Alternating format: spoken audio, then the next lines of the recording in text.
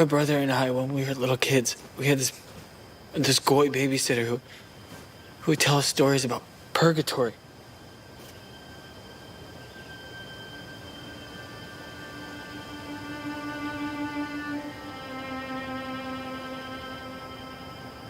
She said that it was a place, but not really a place. Sort of like a dream in that you didn't really know you were there. And you stayed in this place as long as it took for you to learn something. Time and space didn't even matter.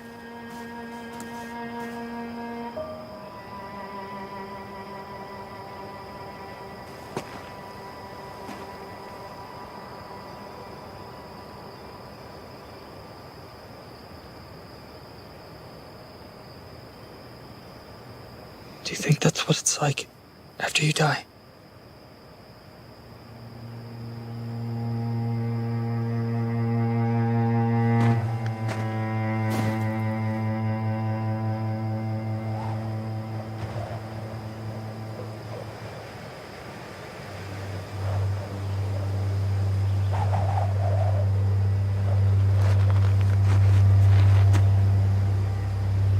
It doesn't matter how things end. It only matters how it begins.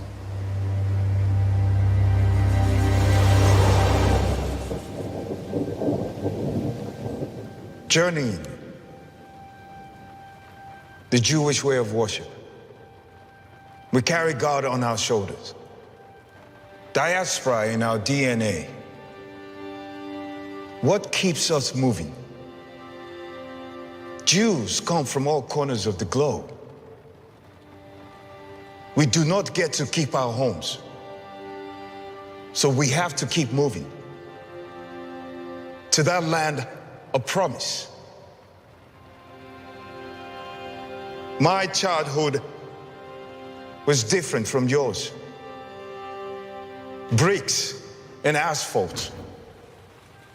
Heaps of trash outside in bins. Overflowing with bits of broken glass. The heat sticks to the backs of obsidian dolls. Beyond the road lies the town of Akiva. The absorption center is on an island between two worlds. Ethiopia and Israel. The limbo of residence. The third world and the rest. Who are you talking to? Practicing my sermon. Yom Kippur services tomorrow. You look nervous. That's because you startled me. Well, then you're focused. Like a laser.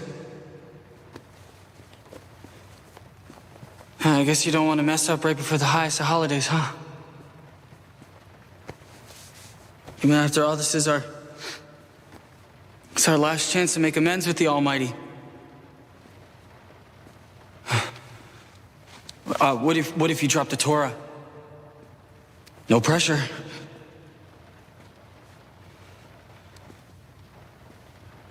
I'm sorry, I don't mean to interrupt. I was just looking for a place to dry off. My name's Isaac.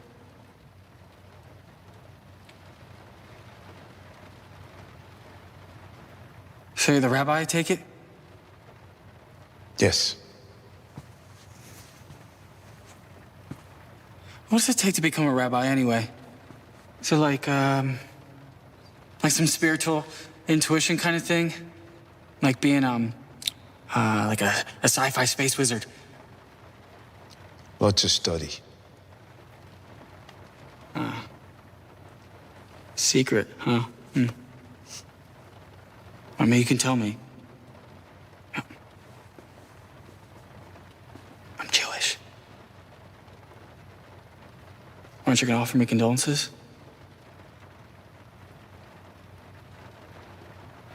I'm just kidding. I went to elementary school here. Are you all right? You're soaking wet.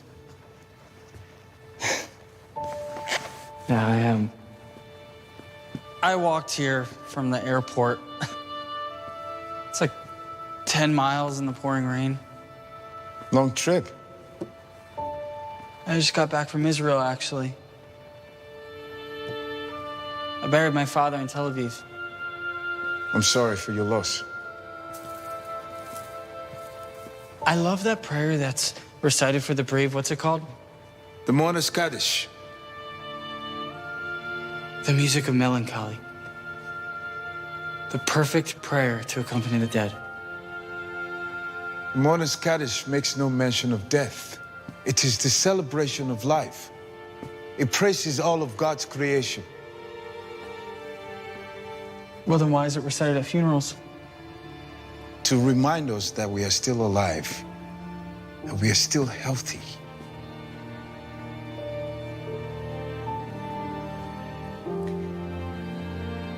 But I'm not, Rabbi. I'm sick. That's not why I have the mask. It's for my protection, not yours. No, this sickness, it can't be flushed out with mucus. It's in my cells. Perhaps you need a blessing. I can perform the Mishiber, the prayer for the sick. I want the Mourner's Kaddish. For your father. For me. You cannot request this for yourself. You're alive. Be grateful. Yeah, my heart's still pumping, if that's what you mean. I don't know if I'm truly living. It's a 14-hour journey. This can make anyone feel unwell. Yeah, nothing's too good for dear old Dad. Thou shalt honor thy mother and father and all that. This is maybe a wrong translation of Hebrew. The word kavod means both honor and dignity. Dignity. I like that. Thou shalt dignify thy father by showing up to his internment ceremony, even if it is 10 million miles away.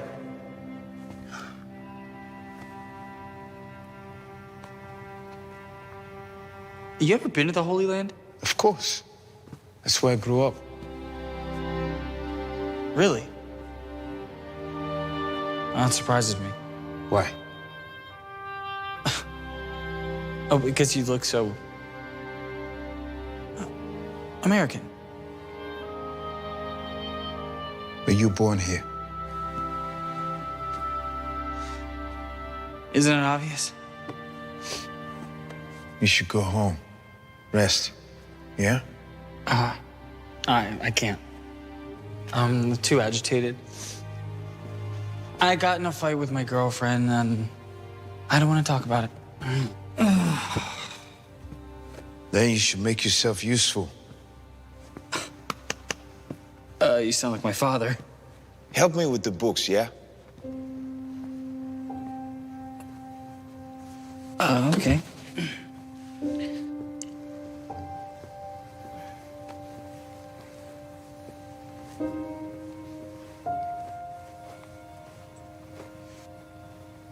No, What? not the Torah. The books.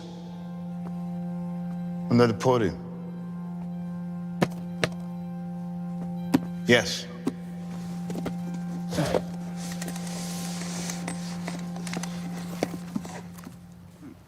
What's this? Don't touch that box.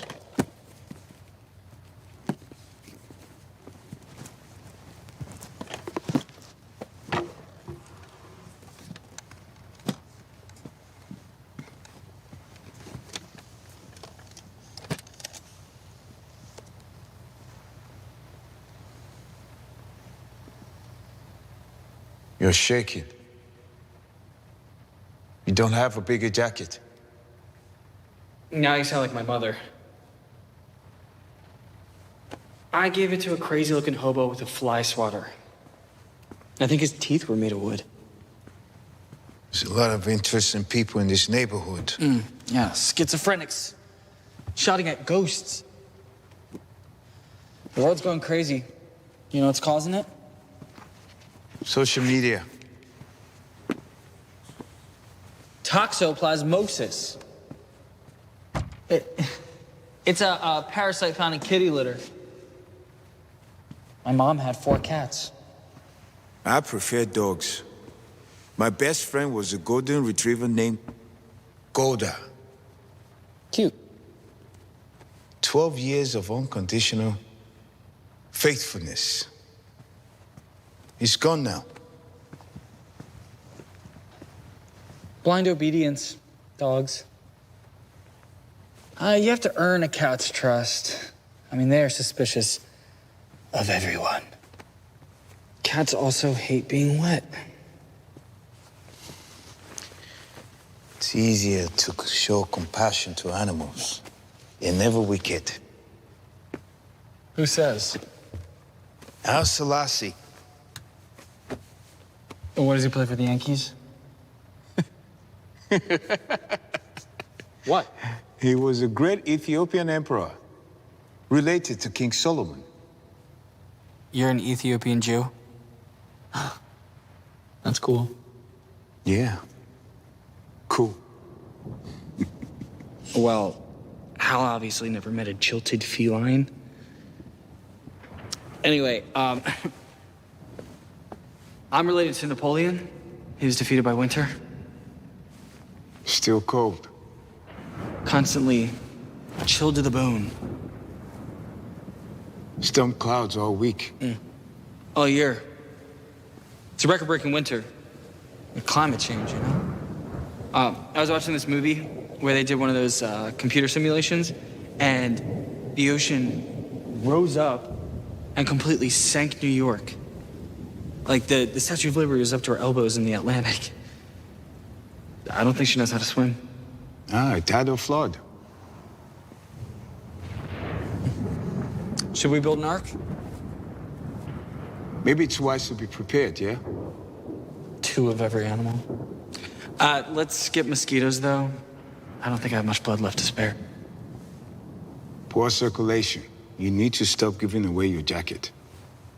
It was a mitzvah. The guy was screaming about the end of the world, the fire and the brimstone. God, what is it about Christians and burning? Some believe sin can be purged through sacrifice. Sweating it out in a schwitz. I mean, heat isn't bad, it just makes you shed. Coldness goes straight to the core, fuses the bone. I believe the world is about to end. Really? Yeah, I do. But it's not gonna be fire and brimstone. It's gonna be cold. Bitter cold. Endless rain. Sheets of ice will blanket over the oceans. Skyscrapers turn into towers of frost.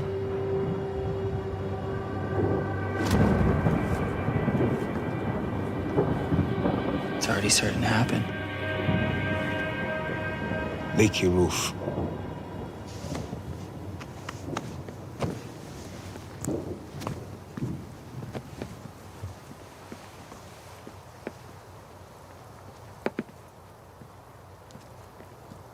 God helps those who help themselves.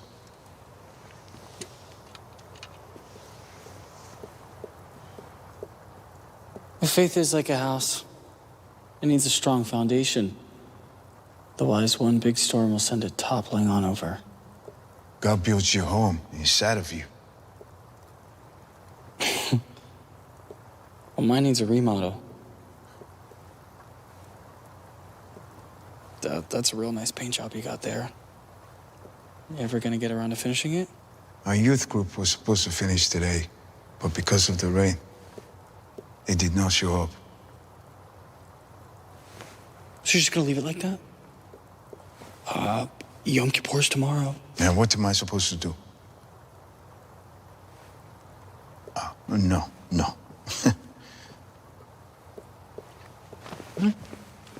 Are you coming or what? Make yourself useful. God helps those who help themselves. Yeah. God help those who help themselves. Yes, Isaac. You get that part right there.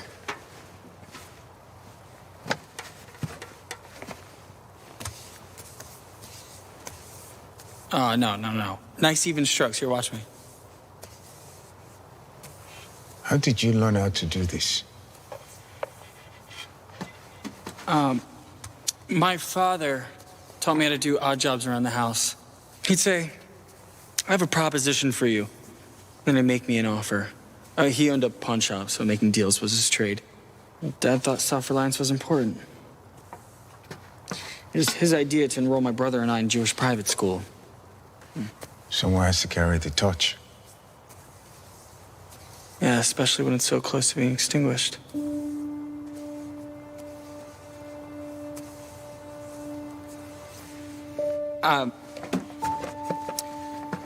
Can the mourner's cottage be used to pray for someone really ill? No. We cannot treat the sick as if they were dead. It's against Jewish law.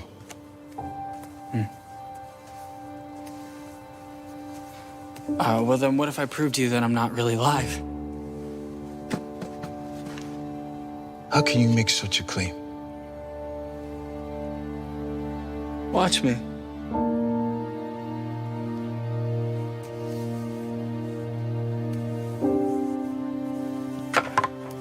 I am no good at this.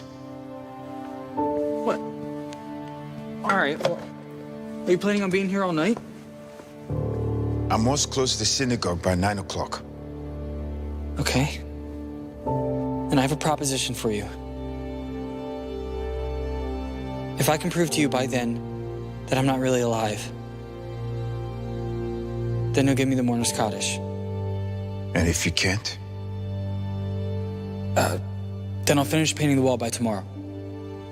And I'll scrub the floors outside too.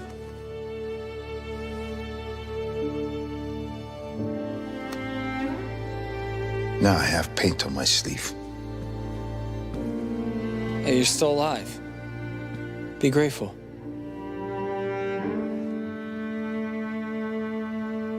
Mog and David used to be a lot larger when I was young. How long has it been? I'm 23 now, so... 11 years, give or take. Yeah, math was never my strongest subject. The laws of nature are but the mathematical thoughts of God. Al Selassie. Euclid. Your knowledge spans centuries. Education is good, yeah? I wish I had a proper one. You did not like it here. This school sucked, Rabbi. They were too busy teaching us Shabbat songs to cover 2 + 2. Things look good to me. The children are fat and healthy. Ah. I did like the music during services. It always conjured images of old Jews in some shtetl, dressed in ratty shawls, hovering over a lit barrel, struggling for warmth. But still, they go on. Sounds like the school impacted in you a sense of community. Please. The computer lab at Apple II's. In that day and age, they didn't even have mice. Better than having rats. You don't get it. It is more than what I had. You can't know something until you've lived through it yourself.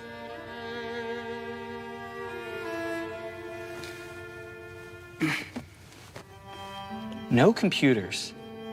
But you're so smart. Your speech is quite eloquent for an Ethiopian. American. I read lots of books. Every Wednesday, an old white lady would come to the orphanage. She had wrinkled hands like a basket. Her voice was rusty. I used to think she had a frog in her stomach. Why do you have all this stuff anyway? I like to hold objects that have been touched. They're stories. These things belong to my son. It is not mine. It is not yours.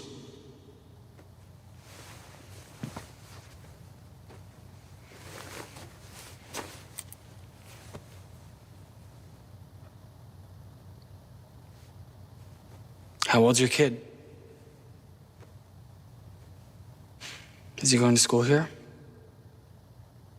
He's in Israel with my wife. You married an Israeli woman?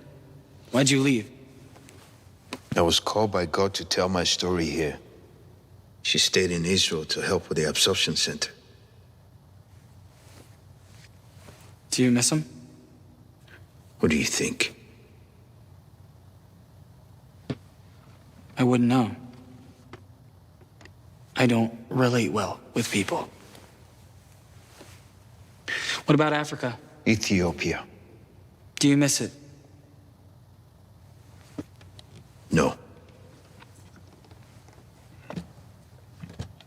But it's your home. Israel is my home. And America is my home. They don't want you. The Ethiopian government denied our presence. Journalists were told not to take our photo. We did not exist. Israel embraced us. A sandy kiss. You know, I just left and I can still feel the grit in my teeth. And no one to share it with. You did not go with your girlfriend. Too much baggage. I like to have room to stretch my legs. Mom always said, first class or nothing. My journey was a bit more cramped. They had to remove the seats to fit us all inside. An entire village packed inside a cargo plane. No in-flight movie? We sang to pass the time.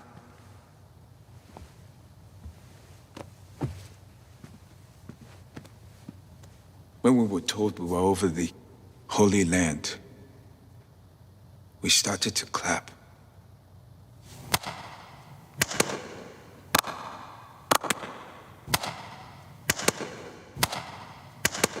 We were finally free.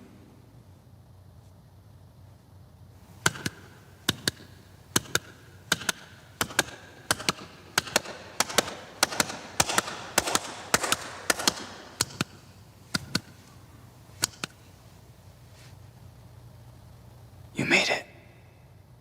To the Holy Land. Yeah. I did. Snowy mountains, over deserts, green fields next to sands, blue and pink hues, rich as a painter's dream. Skyscrapers, too. Built atop biblical history. I didn't expect it to be so civilized. I thought it'd be all primitive clay huts and sandy dunes. Other than that, yeah, it was beautiful. Were you inspired?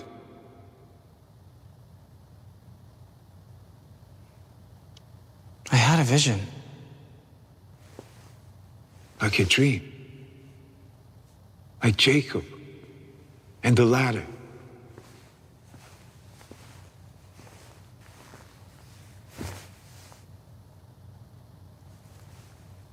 It was terrible. You can be honest with me.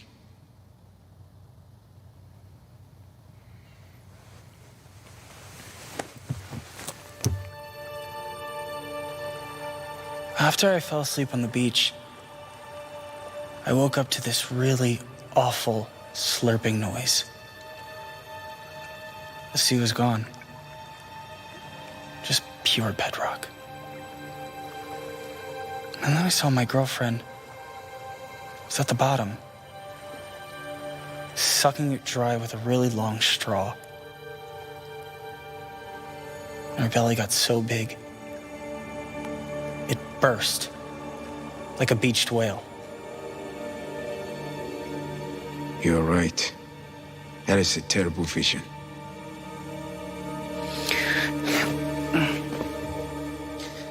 Or hallucination caused by sunstroke. It's true, you know. The Dead Sea is disappearing, slowly evaporating under the hot sun. Climate change. End of the world. I mean, the important thing is, I had an epiphany. I realized what she was, just a colorful accessory. Man, even the sex felt tacked on. I broke up with her at the airport when she came to pick me up. She was wearing these giant purple sunglasses, and something about that really pissed me off. I don't know, it reminded me that I didn't really know her. She was just a mask. So Hold on. I need to set the scene. Okay, pretend we're at an airplane terminal. You be me and I'll be my girlfriend. What? You're me now. Why? It's play acting. You never played pretend as a kid? Why are we doing this? You don't know something until you've lived through it yourself.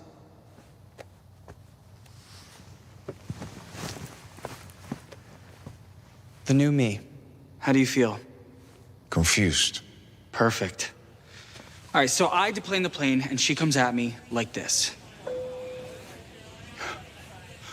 Oh my God, baby! I miss you so much. Look at you. Have you lost even more weight? I told you not to skip any more meals. Wait, hold on, why are your eyes so red? Have you been crying? Well, come on, talk to me, baby. I miss you so much. Give me a kiss. I don't want to do this anymore. I barely even know you. How did you know that is exactly what I told her? Spiritual intuition. Oh, come on. Where's your sense of fun? That is not my idea of fun. You dumped her at the terminal. Yeah, just like that. 5 years down the luggage chute. Look, it's for her own good. Right? I told you, I'm sick, Rabbi. But there's a more pressing issue. I was in such a hurry, I forgot my bags. Well, maybe someone will steal my identity. No, I hope they do. They might have better luck with it than me. At least I still have my cap. Did you know owls mate for life?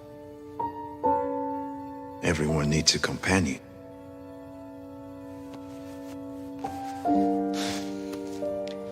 My girlfriend and I, we used to go to weekly game night at the local bar.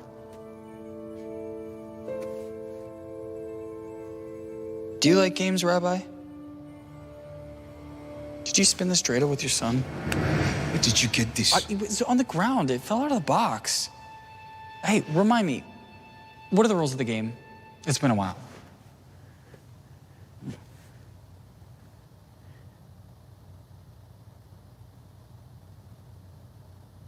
The dreidel has 4 sides.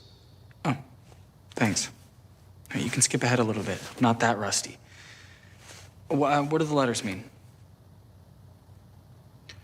If none is facing up, the player does nothing. Gimel, he gets everything. Hey, he gets half. Shin, he puts one into the pot. May I? Come on, a dreidel's meant to be spun. What would your son think if he knew that I was just sitting here collecting dust? Once.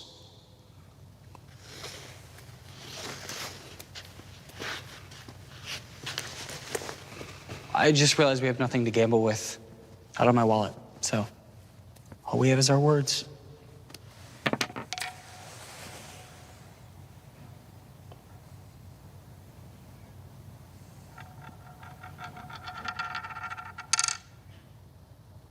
Shin, put one in. Looks like I owe you one. Can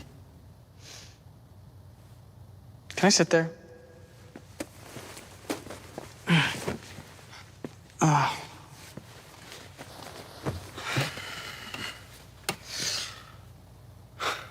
Last week, my girlfriend and I... Ex-girlfriend. Ex-girlfriend and I, we go to game night like usual. And I really didn't want to go because I thought I had the flu. I was like throwing up all day. It was like some kind of stomach bug. But she said that the fresh air would be good for my health, which is bullshit. Anyway, so I'm sitting there in front of my untouched plate of French fries, and we're playing Pictionary, you know, the game where you have to guess what the other person's drawing. And she was supposed to draw the phrase,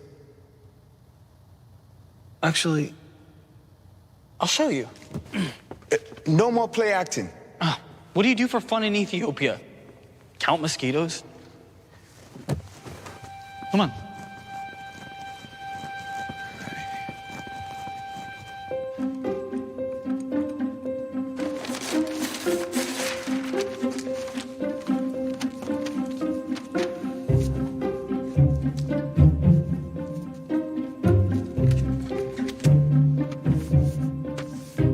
Start kissing? Compass. North.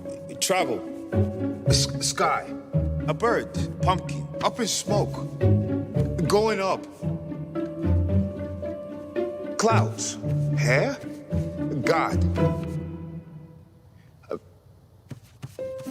Bush. Pie. Huh? On cloud 9. Up in the air. Yes. Yes. Yes. See? Easy, right? Well, no, because nothing's ever simple for my ex-girlfriend. I mean, she starts drawing a plane, like the one I took to Israel. And she's getting all the small details, the wings, the windows, the cockpit. And that was hers. And she's always focusing on the small details and missing the big picture. So, she's standing there, scribbling her Picasso, and I realize shouting out answers is a useless endeavor. So my eyes start wandering to this guy on the opposite team. He was wearing a bright orange turtleneck sweater and had perfectly coiffed hair. And I'm telling you, Rabbi, I'd never seen hair so coiffed. Something's attracting me to this guy, and we make eye contact. And I just get this huge erection.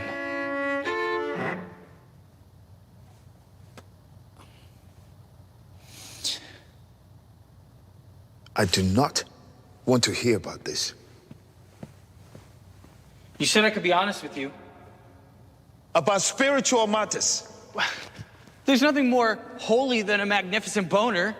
Hey, don't tell me you've never had inappropriate feelings towards a member of your congregation. I never have. Tell the truth. Truth is the safest lie. Where did you hear that? The rabbi before you. Jewish proverb. So, Rabbi, can I trust you? Do you know right from wrong? These things that you do with men is wrong. People who entertain those hedonistic things do not have time for God. They're spiritually bereft. I can't help who I am. Homosexuality is fundamentally against Judaism. No, it's not. No, it's not. No. Are you going to argue with me about Judaism? Yeah, who says I can't look at another dude and get a righteous chub? God? I don't think so. No, that's all your homophobic baggage you're projecting. I am not. And full of contradictions. I thought you said everyone deserves a companion. And by the way, a lot of things are fundamentally against Judaism, especially the Jews. Our main export is self-loathing. Do you hate yourself? Constantly. I'm sorry. He says after calling me depraved. My father just died. Where's your compassion? I never said you were depraved. You're the one who's projected. Yeah, that's right. I think you said, yeah, spiritually bereft. As in lifeless. Deceased. Okay. Can I have the mourner's Kaddish now? That is not the same thing as physical death. Will you stop trying to move the goalpost? It's time for you to hold up your end of the proposition. Hey. It's your turn. You never took your spin.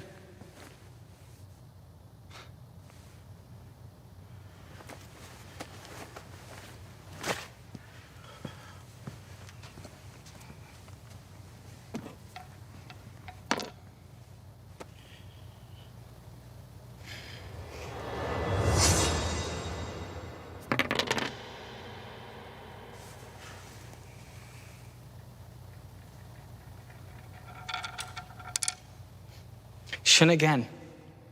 What are the odds of that? All right, tell me something about yourself, Rabbi.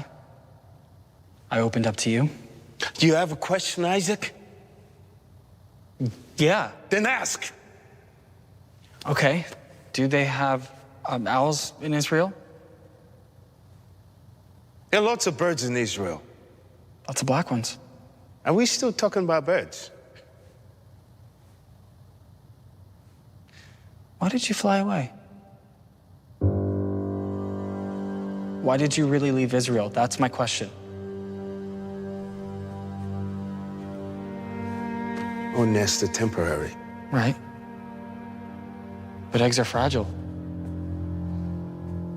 They shouldn't be taken before they've hatched. On Purim, my class used to drop eggs from the roof. Here. We were supposed to prevent their shells from breaking, so we packed them in boxes filled with shredded newspaper and we'd attached plastic bag parachutes. Do they still do the egg drop here? We cannot do it anymore for safety reasons. A boy fell off the roof during recess. We had to build a gate on the stairwell.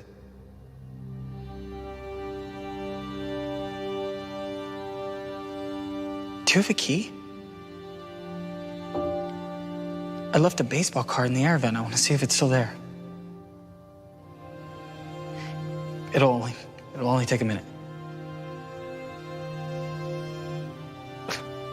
Okay, or not. To my office.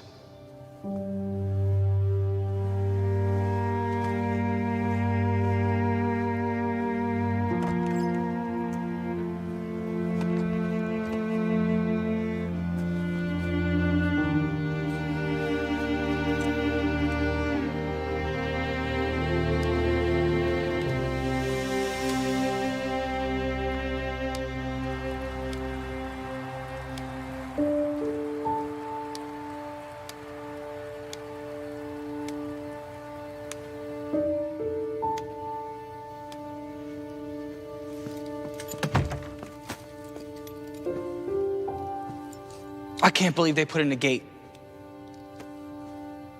Iron bars don't belong in a temple. This place is losing its intimacy. They changed the floors. The carpet used to be blue. Is color important? For memory's sake, we used to call this place the Blue. My homeroom teacher, she'd say, "It's Friday. Line up to go to the Blue." And then we'd march single file down the hill from the classrooms to synagogue. Oh, there was this kid in a wheelchair, and he would fly down the hill, arms up in the air, without a care in the world. I always wondered what his secret was. Did you try asking them? What? No. No.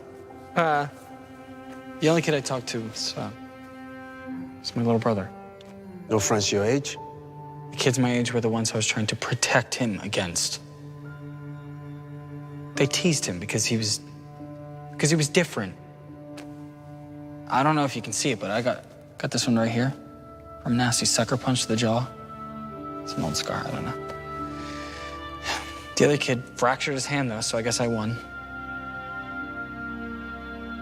You do any fighting in your day? Got to build for it? Bet you could be a bruiser. Physical violence is not the only way to show resolve. How else do you tell people you mean business? Through kindness.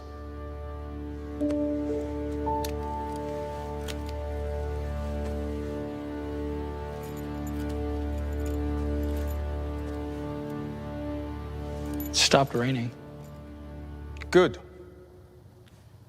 I think this place could use some more greenery for the services. Come, help. It's cold outside. In my family, I was one of 4 boys tasked with fetching water from the village well. I was the youngest and the slowest, and my brothers would scorn me for not bringing back as much water as them.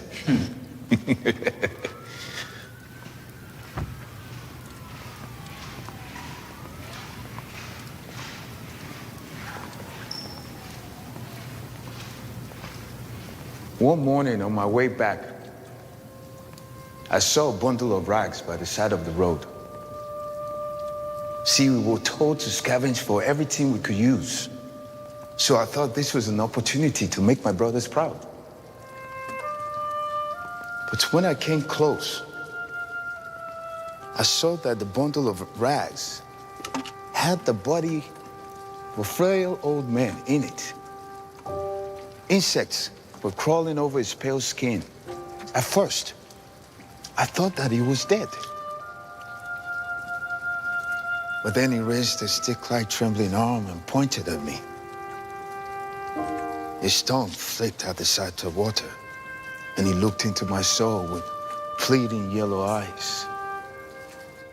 That morning, I returned home with no water. My brothers punished me by making me go without drinking for 4 days. By the end, I was so lightheaded I could barely stand. Sounds like a pretty bad week. No. I never felt better. After giving that dying old man water, his look of gratitude filled my heart with endless lakes of joy.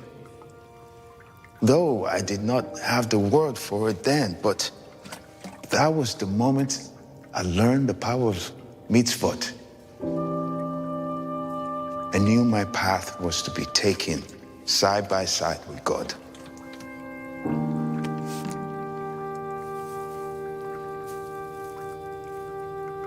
Maybe you were just dehydrated. I mean, you're lucky you didn't die. You realize that, right? Children can be very resilient. But everything leaves a scar. What about the boy who fell from the roof? You know about his injuries? It must have been pretty bad if the congregation put in a gate. I'm not sure it happened before I arrived, but I've heard stories. Was it malaria? The old man in the rags? Killed half of our village, including my parents. I'm sorry.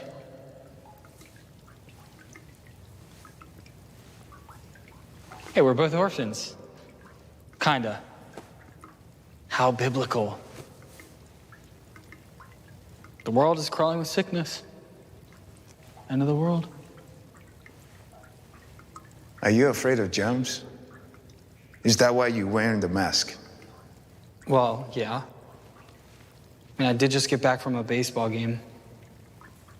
I thought you walked here from the airport. With a brief 6-hour stop at Busch Stadium. What? I made a promise to my brother.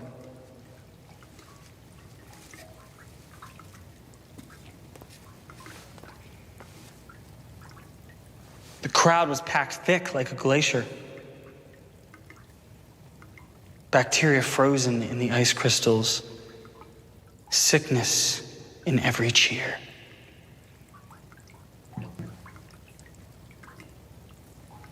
There's a flu going around. And I have asthma. You can never be too careful. I mean, if I catch pneumonia, my lungs will fill up with toxic sludge. Who will perish by water? No, I have long since lost my buoyancy, Rabbi.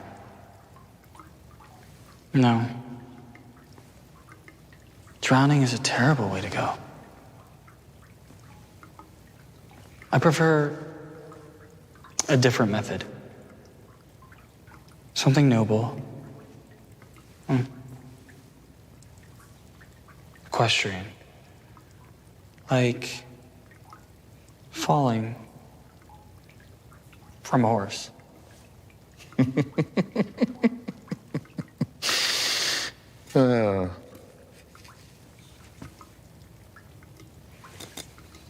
Only God can know how and when. Well, that's the rub. Free will isn't very free.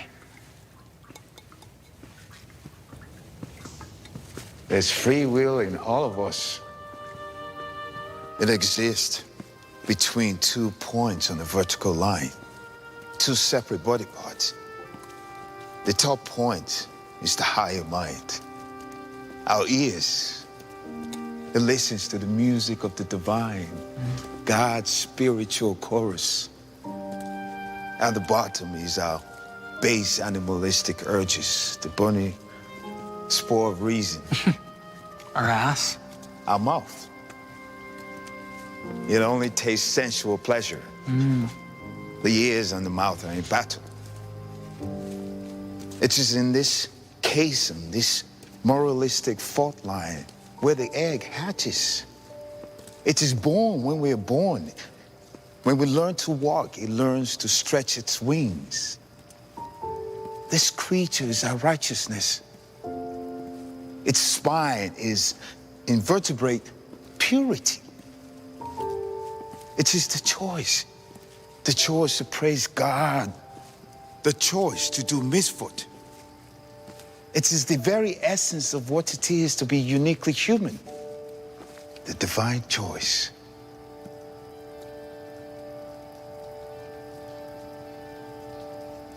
Was leaving your wife and son divine choice? Are you trying to hurt me, Isaac? I'm just asking questions. I thought you'd have a unique perspective. Why? Is it because I'm black? You can say it. This has been on your mind, yeah? Yeah, so what?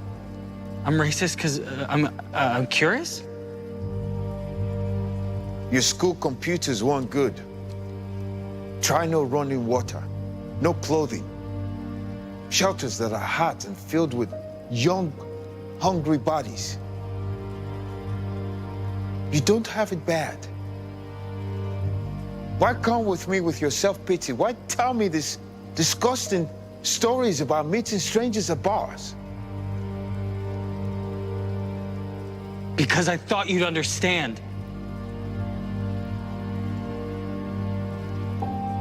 I told you something deep within myself, something I've kept buried my entire life. Because I trusted you. And all you did was call my behavior abhorrent, just like everybody else. I insulted you. You've been judging me since the moment I stepped through those doors. Likewise. All right, see? We're the same. You come from a different place. So do I.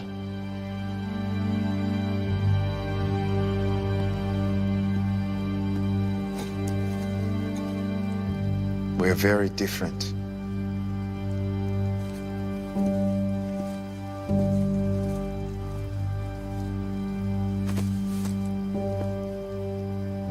Why? Because you're black? Okay. Look, I know what it feels like to feel estranged, to be trapped between worlds, to be forced to put on a skin that isn't you. What? Come on, where's your spiritual intuition now? I'm sorry about your loss. Now I must ask you to leave. You can leave the jacket by the door. What about our deal? The youth group will finish the painting. No, I have to get something off my chest. I can't take any more sex stories. Talk to a therapist. I want to atone. Look, 6th grade camp. Such an innocent face. Yeah, it was all part of the act.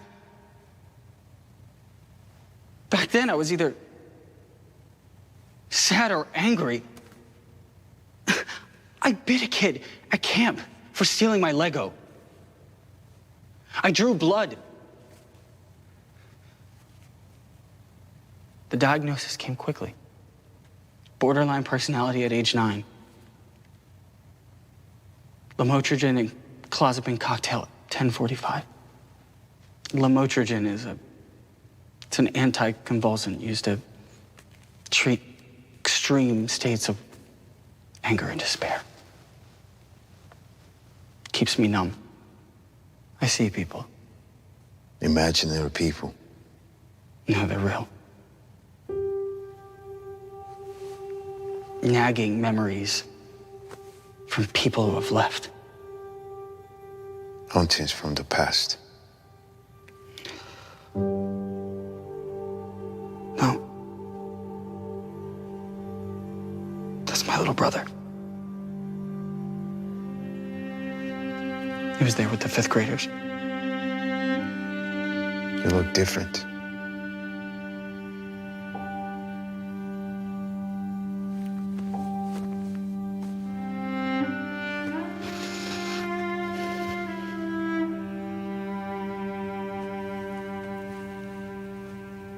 It was his favorite hat.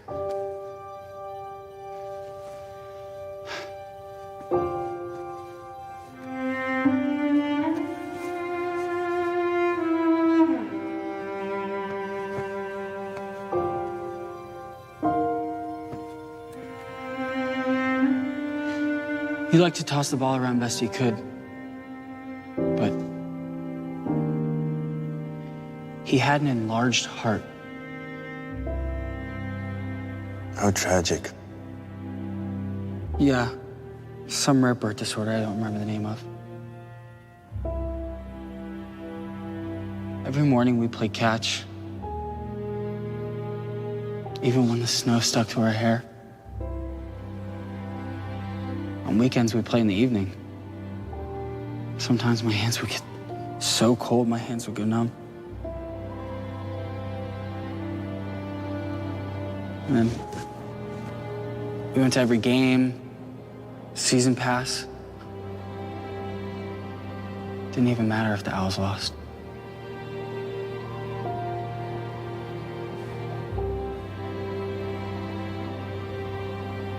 That all changed after I started the medicine. It was like a cloud of numbness crept in through my nostrils, into my lungs. I slept through the days. I lost weight, my bones shrank, my skin felt like paper. I breathed helium, I ate ozone.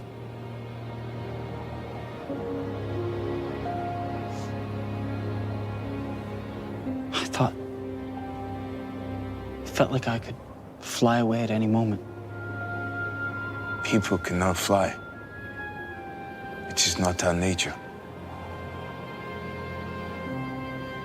Maybe all it takes is a big enough gust of wind.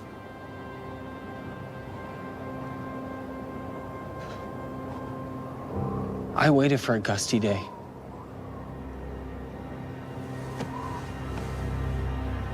And then I climbed to the top of this building. I wanted to see if I could lift off into the stratosphere, where the air was so thin, just like my blood. You're the boy that jumped off the roof. There's your spiritual intuition. Were you scared? I've been scared my whole life. The noise can get so overwhelming. I just wanted it all to end. So I closed my eyes. I took one last step.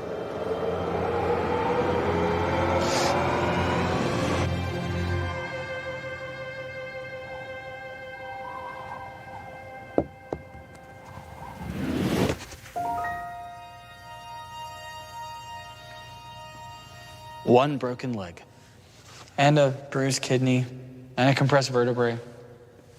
But I lived. I guess I should be grateful. I wrote a letter just in case. Dear Mom and Dad, sorry for the trouble. I left it on my bed before school. Your life is not yours to extinguish. Suicide is stealing from God's sovereignty. Stealing? Like a criminal. Yeah, I guess that's why they locked me up. Spent the next few years at the at-risk section of the hospital while I relearned how to walk. And they watched my every move, limited visitation, couldn't even go outside without supervision. A solitary existence. Not quite. When I was first admitted to the hospital, I had this doctor with beady pigeon eyes. Ooh. And she kept rubbing them with the back of her hands like a sleepy infant. I thought she was blind, with fake glass eyes, and she saw through a little hidden camera in her pen pocket. Isaac, I'm Dr. Rodericks. I'm here to let you know that you had a bad fall. Now you're in critical condition. I'm going to be sending you to the ICU. You fractured the neck of your left femoral head and your T11 and T12 vertebral spine. Do you understand what I'm saying?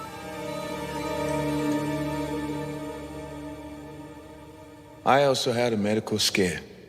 I had a heart attack. When? On my 35th birthday. Really?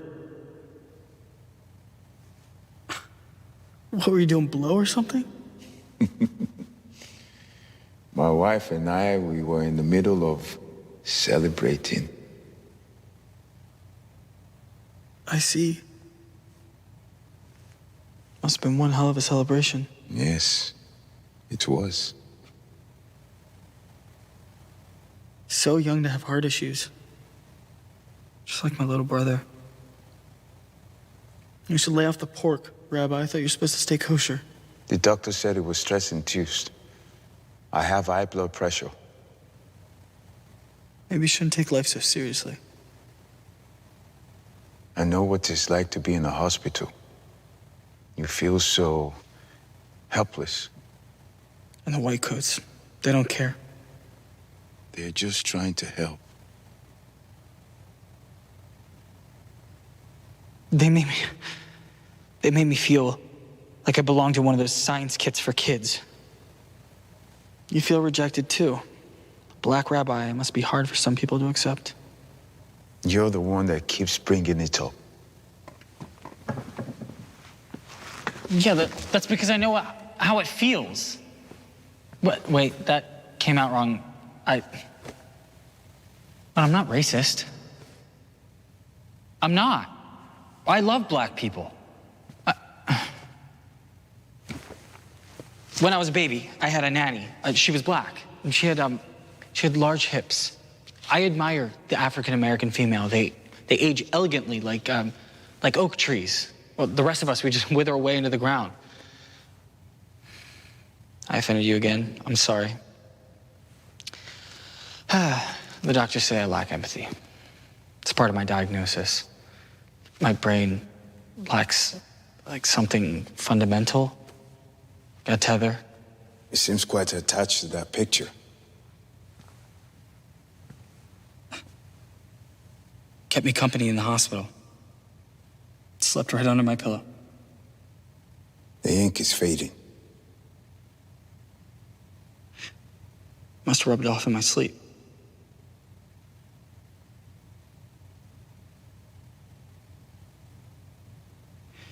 I almost forgot what he looked like.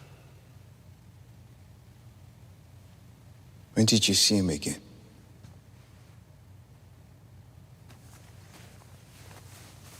After I was discharged. But I was gone so long. It's like he was a different person. People age. They Evolve. Like germs. I expected to come back to the person in the picture. But he felt like a stranger to me. So I treated him like one. He wanted to play catch. And I refused. Instead, I went up into my bedroom and I slept until sundown. And when he didn't come home, my parents had me help look for him.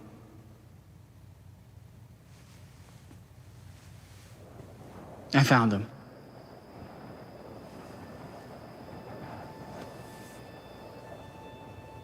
Outside. His face up in the ash and snow. Eyes frozen open. Looking right up at me. Heart attack. A little boy. His ventricles burst like a balloon. I killed my brother. What was his name? Hiram. It is not your fault, Isaac. The Tanakh says our days are determined. Do you know what I felt when I saw him? I touched his face. It didn't feel like skin. My spirit was alloy. Not a single tear. I hid under the kitchen table during the funeral. I didn't want my family to see my dry face. You were in shock. My own brother was dead and I felt nothing. It was like I was on autopilot. How can I feel nothing? I am not human. I am not alive. It was the drugs you were taking. Or I'm a monster. I hurt people. My own family.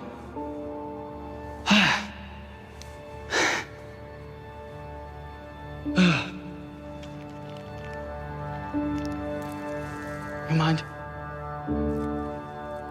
Doctors say I need to watch my caloric intake. Low blood sugar. How much do you weigh? That's a personal question.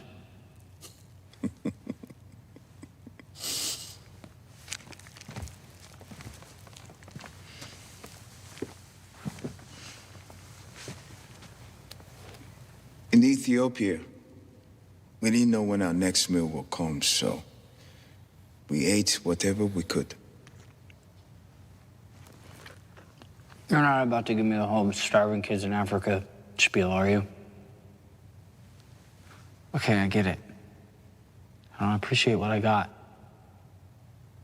I'm not grateful.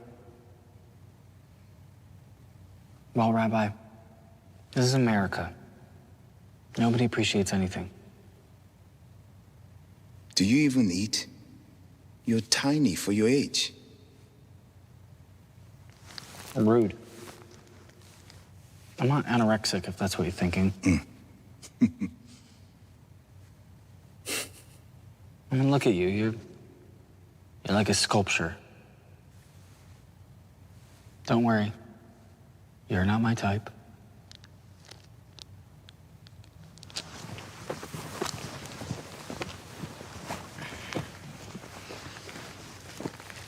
You want one? I always carry a spare.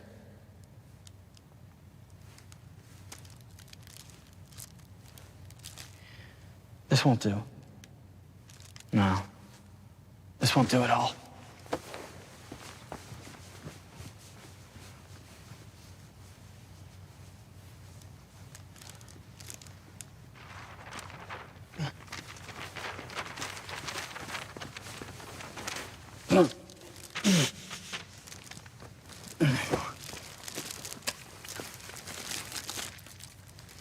Ah, you found my sugar stash. I was saving that for the drive home. It's like our own Jewish picnic.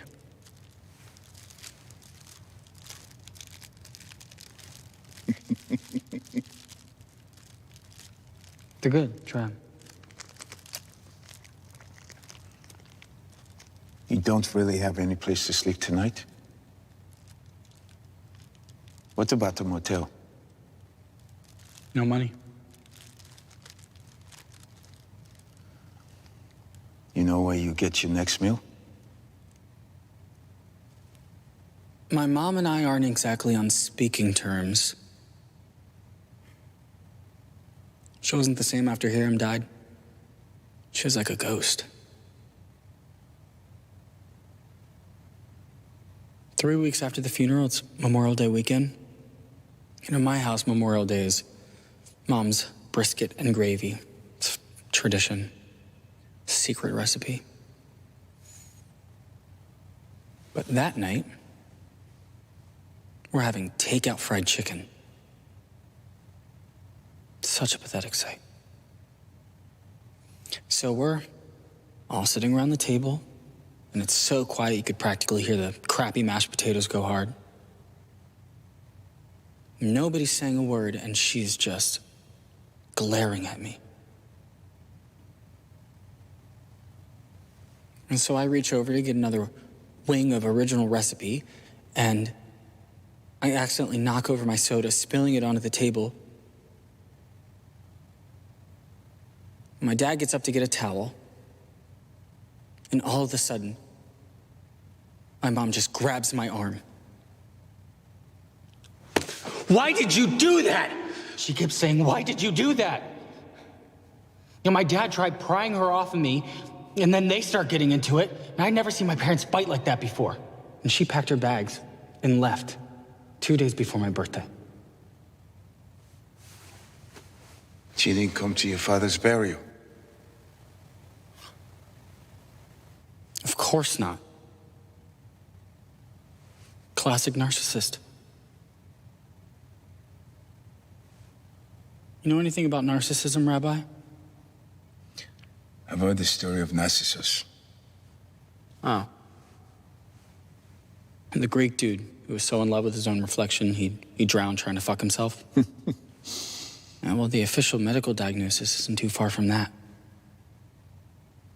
How do you know this? You're not the only one who likes to read. They see people as tools. Things to be used and thrown into the trash. They're good actors. That's what makes them scary. But behind all that charm, it's just an empty void. Electrical signals in a sack of meat. People like this do not exist. Sure they do. Just look at the White House.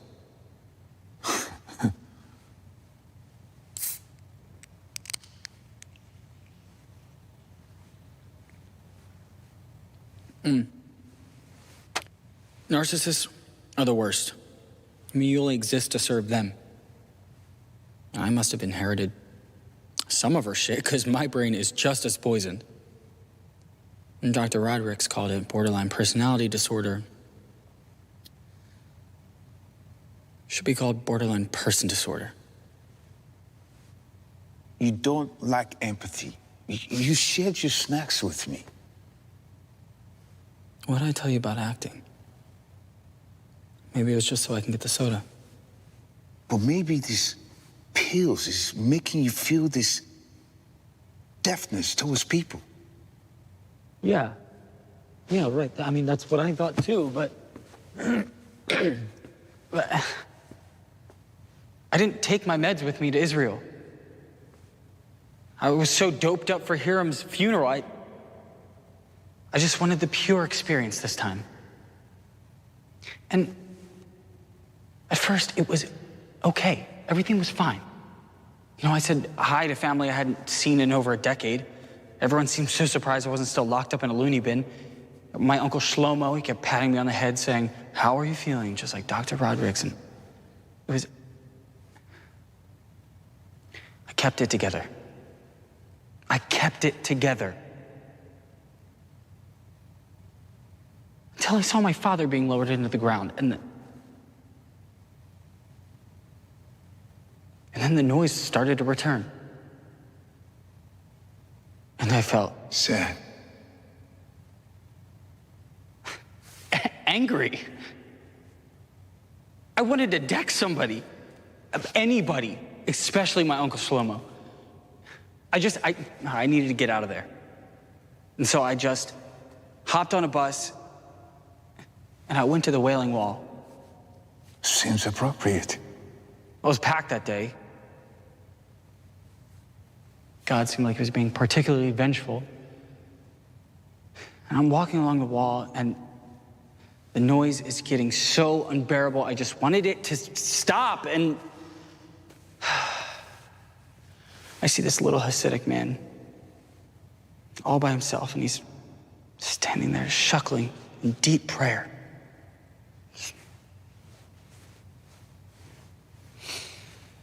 And then all of a sudden, he snaps out of it. And he looks me right in the eye.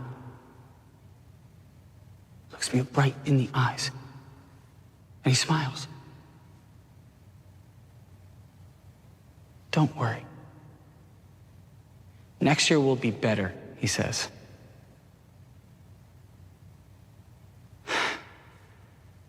And the noise stops. Is she still gone?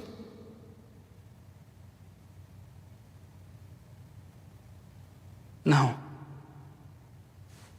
No, it only lasted 10 seconds. But in those few seconds, I felt Peace.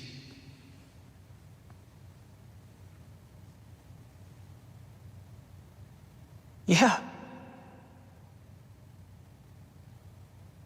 And then the anger returned. Anger is a feeling. It is a part of mourning. Yeah, but the point is, I didn't feel sad. See, it wasn't the medicine. I don't care about people close to me. I didn't cry at my father's funeral. It is not late to mourn. You're probably in shock. I didn't cry when my brother died either. I haven't shed a single tear in 15 years. I'm dead. I am spiritually bereft. But you went to Israel for your father because you cared about him deeply.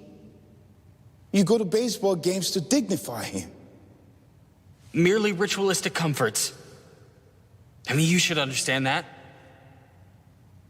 I'm not even 30 years old, and I've already lost 2 of my closest family members.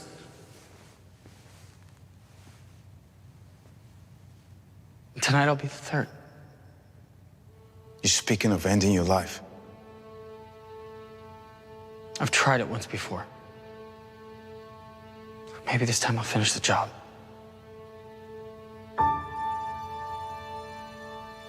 I'm calling you Dre.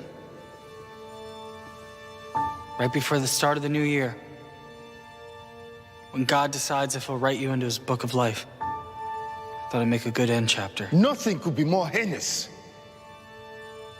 One who commits suicide willfully is not attended to at all. One does not mourn for him or make any lamentations for him. Refusing to mourn. But why does that sound so familiar? Such wrathful punishment. Very Old Testament. What if there was a man who didn't fit in with the world? His thoughts were broken like bits of lead. And when he spoke, he spit metallic words. Fixed into a drug-induced wax marionette so that he's not flung between extremes of anger and sadness. He takes handfuls of pills just so he can stop the noise, but it only makes him numb. What if this man can't find his place in the world, so he decides he's gonna remove himself from it? Would God make an exception for a person like that? The Tanakh says, God has set before you life and death, the blessing and the curse. Therefore, choose life. Deuteronomy. Will you stop reciting ancient texts at me and just speak to me like a real human being? This is as real as I get, Isaac! I don't believe you.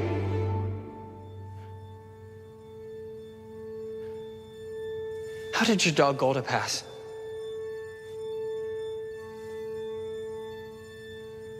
Kenan Kayansa.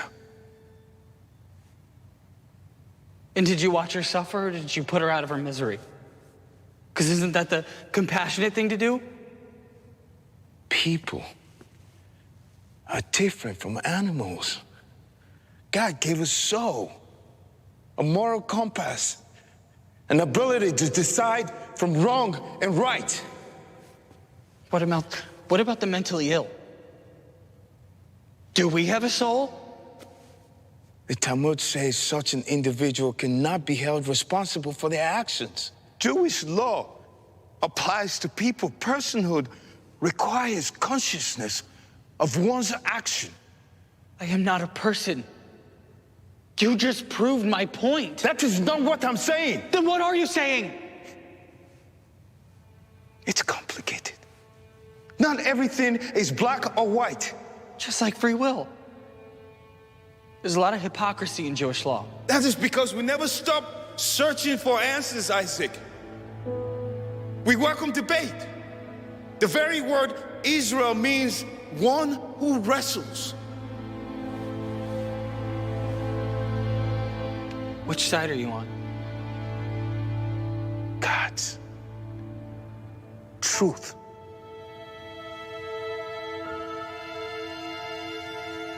The truth is, I am already dead.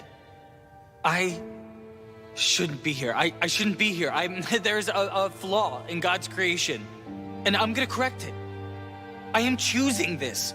Divine choice. But first, I need the mourner's Kaddish. You want me to give you permission to kill yourself? I want your blessing.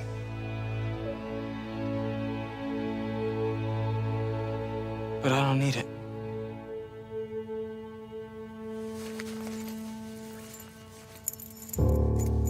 I can go up to the roof right now. No, you cannot do this. It's my decision. God has a plan. Did he plan for the death of your son? He's dead, right? That's why you hold on to those things? How'd he die, Rabbi? By fire or water? Hunger or thirst? Sword or beast?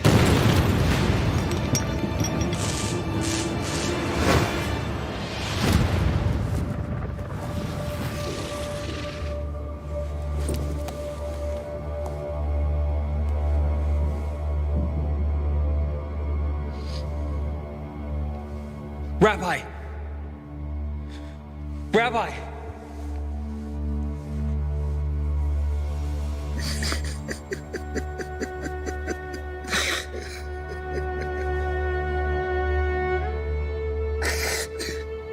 They murdered my son.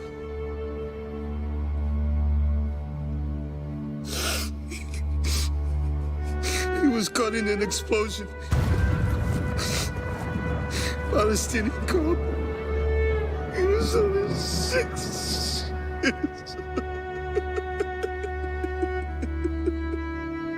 My lad.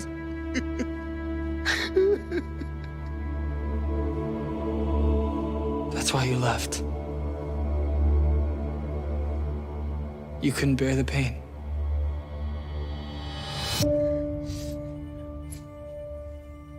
Give me the keys. Not till I get what I came for. I cannot provide you what you need. The Monas Kaddish is a prayer to honor the dead. Maybe exceptions can be made. Jews are in constant motion. You said it yourself. It is not up to me to decide your fate. I want to finally be free.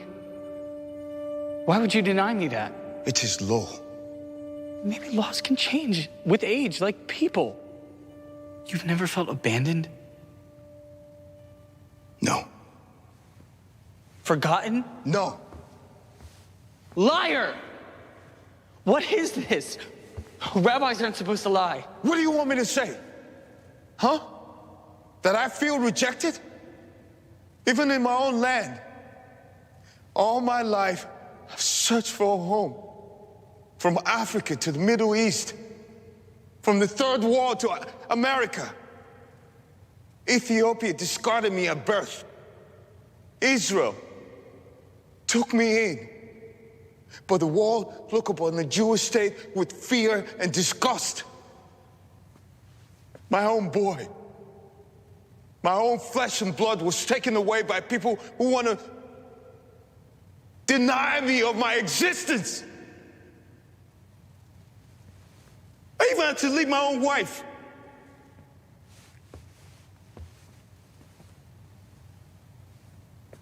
A piece of shrapnel got lodged in Elad's neck. He was in a coma for 5 days before they were. When the blood builds up in an artery.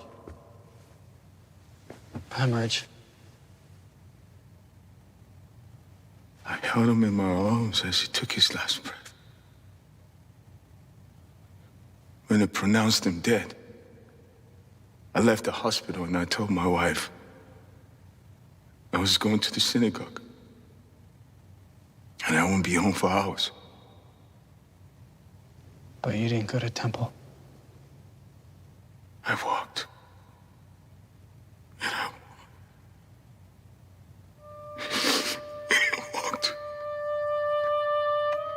His blood was on my clothes. I wasn't even thinking about my actions. I felt like I was outside my own body. On autopilot. Yes. And I felt a jolt against my shoulder. This man was heading in the opposite direction. He bumped me and he kept walking. I shouted at him to stop, but he didn't. So I ran after this man. I grabbed him by the shoulder and spun him around. He was Muslim. I looked into his eyes, no.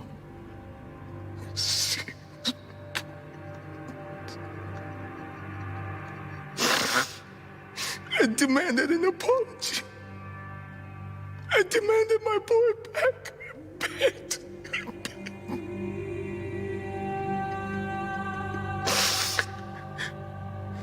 He spat at me.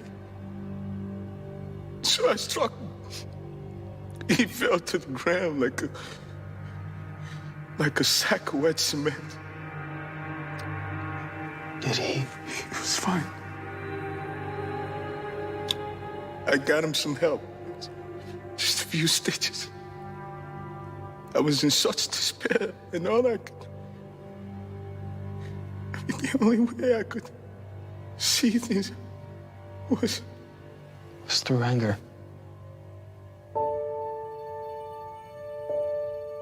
I've always been a good person. A devout person. You said personhood requires a consciousness of actions. Maybe in that moment, you were so overwhelmed that you didn't realize what you were doing. You weren't really alive. The congregation did not share that sentiment. They gathered outside my home in Arkiva. Send him to Africa, they chanted. The rabbinical council gave me an ultimatum. I was to either stay and have my title stripped, or I could go to America and help with the underprivileged there. They did not want me in Israel. This much was certain. Not with the Jewish and Muslim relations as bad as they are now. Not much of a fair proposition.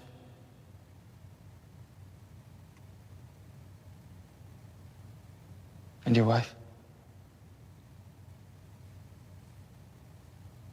I sent all my earnings back home to her. I still see Elad. How often? All the time. Oh,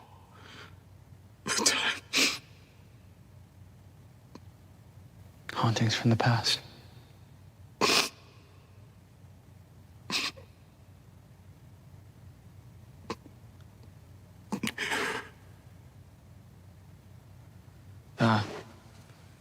When you slugged that muzzle man, did you break his nose? I broke the rules, Isaac. God's rules.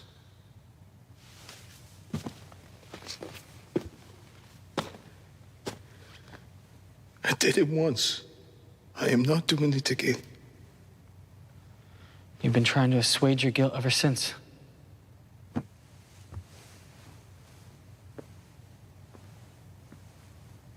Atonement is a heavy burden to bear. Is that what I am to you? A way to free yourself of your own guilt? You're wrong, Rabbi. The idea that you're responsible for your brother's death eats away at you inside. Not about that. You're wrong about the number of times you've broken the rules. It wasn't just that once. What are you talking about? When you were a boy, you gave that dying man water. You defied your family, even at the cost of your own safety. That was different. You're right. You knew it was the right thing to do. It's when you saw the true face of God.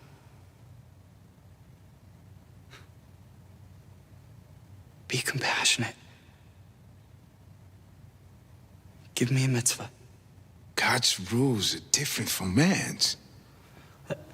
That is absolute 100% sanctimonious bullshit. Some twisted narrative to make sense of your own problems, just like your fucking homophobic shit that you blame on a religion. You scare me, Isaac. Well, this is a real Isaac. Unmedicated, angry, immoral, dirty, dangerous. I can't... What's wrong? I told him to take the bus that day. I was too busy studying the Torah to protect my boy. Rabbi. Oh, shit. Oh, shit. Okay. Okay. I need an ambulance now. There's someone having a heart attack, I think. Yeah, he's still breathing. We're at the synagogue. What do you mean, the synagogue? Okay, yeah, hurry, please, thank you.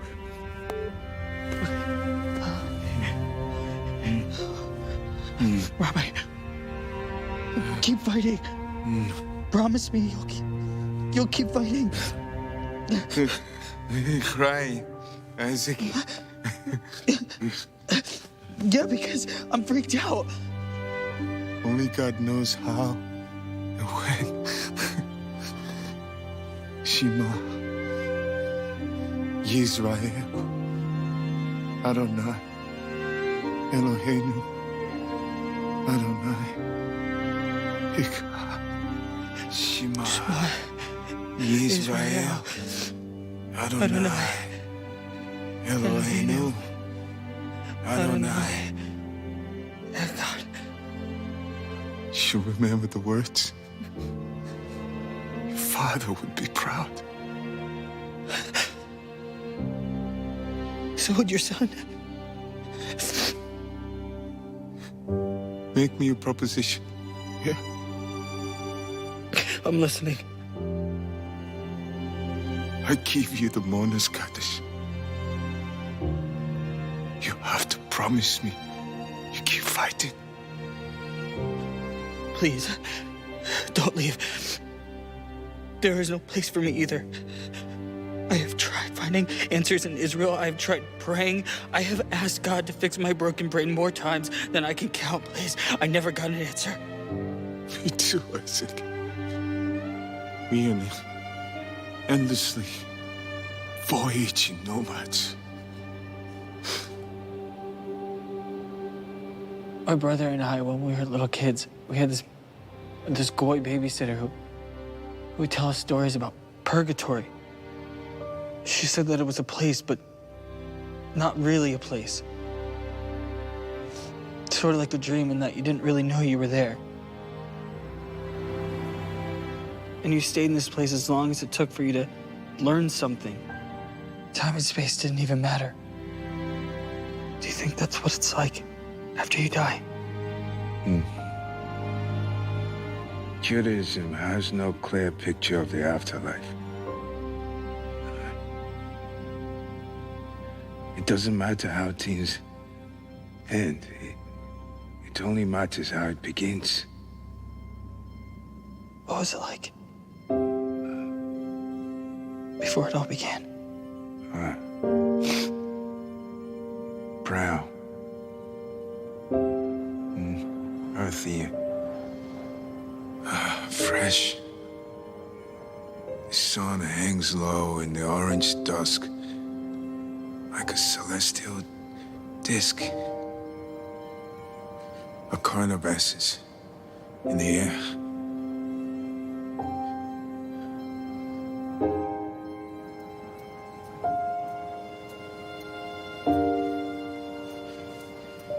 It surges with every beat of your heart.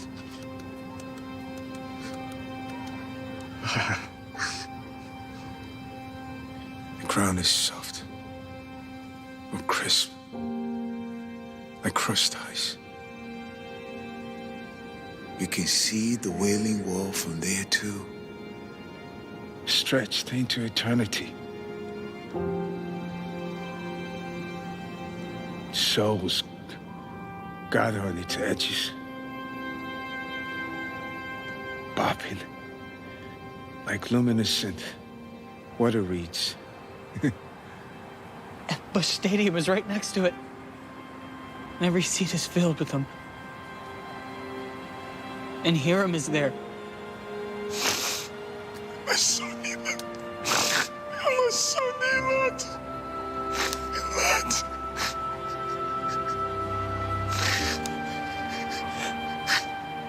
Every child is there. Everyone that was ever born. Free from sickness. From conflict. One community. A family. A home. I see it. I see it, and I want to be there.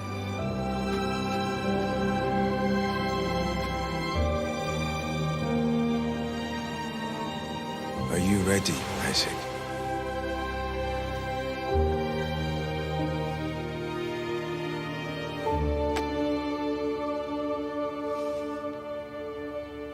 Yitgadal, Yitgadash Shemiraba, Be'ama Devra Kurite, Viamlik Malkute, Bahaye Hon, Uvyo Mechon, Uvhaye Dehobe, Israel, Ba'agala Uvizman Kariv, Vimru, Amen.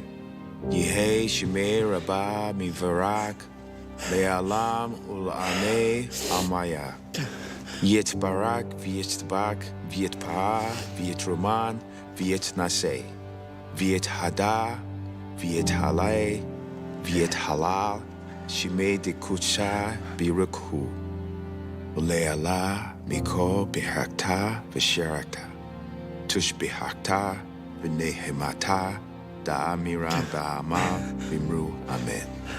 Yehe Shlama Rabba Mishemaya V'Haim Aleinu Va'ko Yisrael Vimru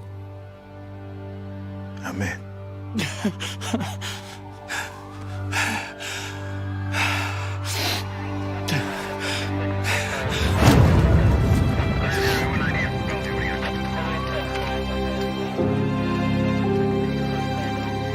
Hurry. Hurry, come on. It's gonna be okay.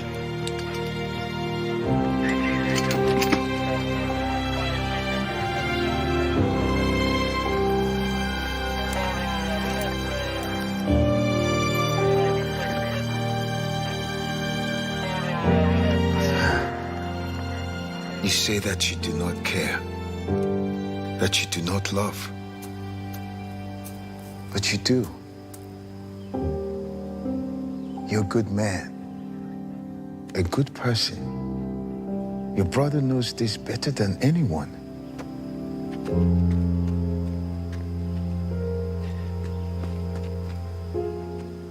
I don't know what to do. You want to live. Kol Nidre is the last night before the Day of Atonement. You chose this day for a reason. You want another chapter. But I have nobody left. Well, keep moving. Wait. Take this. You keep this with you. Always. Thank you, Rabbi.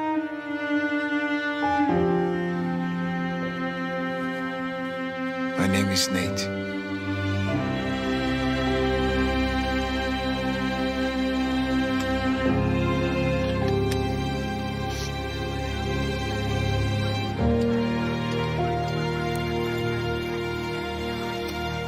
Where would you go? Ethiopia.